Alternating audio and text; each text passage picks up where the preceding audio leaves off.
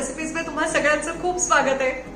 आज मी तुम्हाला ना एक रोटीची बास्केट दाखवणार आहे।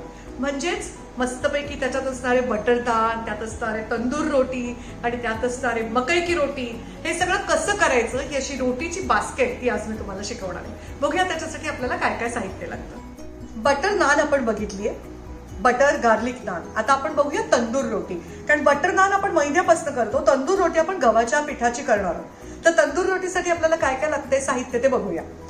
मी घेतलंय 2 कप पीठ, नॉर्मल गव्हाची कणिक, त्याचबरोबर पाव कप दही, 1 टीस्पून साखर, 1 टीस्पून मीठ, अर्धा टीस्पून बेकिंग पावडर आणि पाव टीस्पून खायचा सोडा म्हणजे सोडा बायका।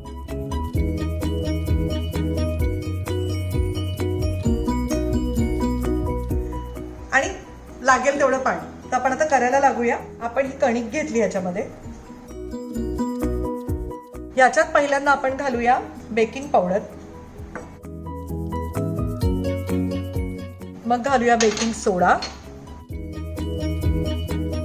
घालूया मीठ, साखर,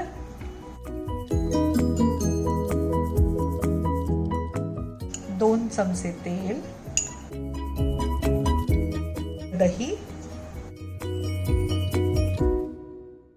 आता हे सगळं पहिल्यांदा छान मिक्स करून घेऊया। पाणी घालताना जरा सांभाळत सांभाळत पाणी घालायचं आपल्याला, कारण मी म्हटलं तसं दह्यामध्ये ऑलरेडी मॉइश्चर असतं।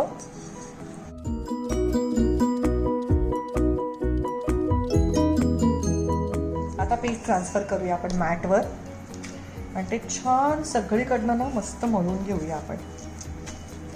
थोडं आता वरतून तेल घालूया त्याला।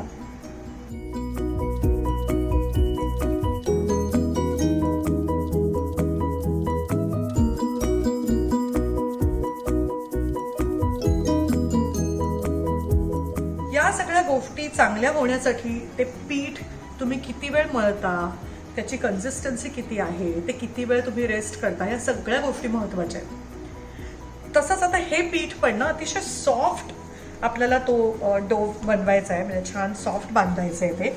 आणि ते साधारणतः 10 मिनिटं तरी मळावं लागतं। मी तुम्हाला एकदा परत दाखवते। हे असं करून ना असं वळायचं आणि बघा परत हे खालच्या ह्या तुमच्या या भागाने ते असं स्प्रेड करायचं पीठ आणि परत त्याची अशी गुंडाळी करायची, असं करायचं आणि परत स्प्रेड करायचं।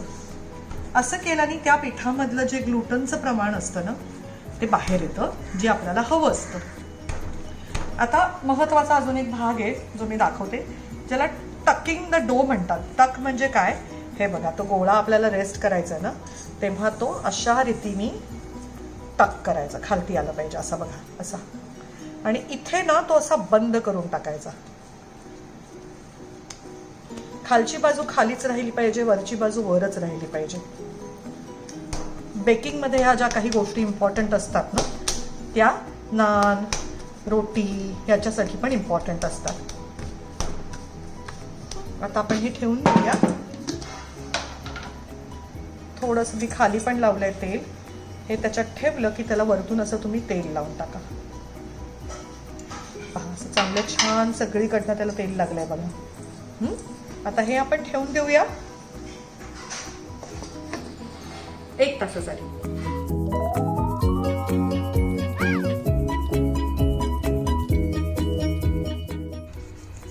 हे गोळे मोठे असतात। आता आपण असे पेढे करून ठेवले ना की त्याला थोडंसं तेल ब्रश करून ठेवून द्यायचं, म्हणजे ते कोरखंडत नाही। हे पहा असे आपण त्याला असं छान तेल ब्रश करून ठेवलं। आता जेव्हा आपल्याला करायचंय तेव्हा तो गोळा असा बाहेर काढायचा।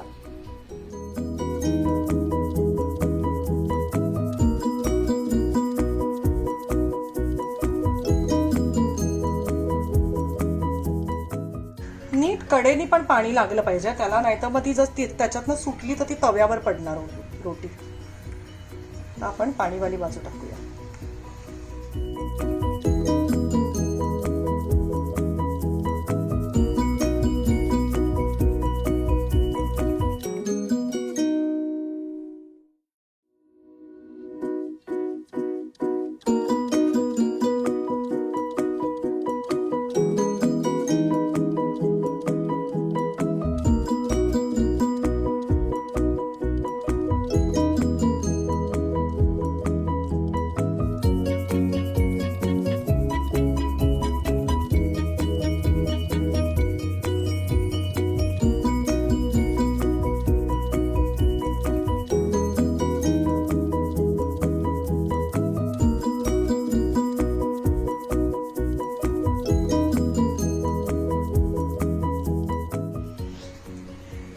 जिथे तसा त्याला फुगा जिथे आला असतो ना, पाठीमागून ती साईड कच्ची राहिलेली असते, म्हणून ती रोटी काढायच्या आधी जिथे ती फुगली त्या साईडनी एकदा ती फक्त अशी दाबून घ्यायची, म्हणजे ती शिजणार तिकडे बरोबर.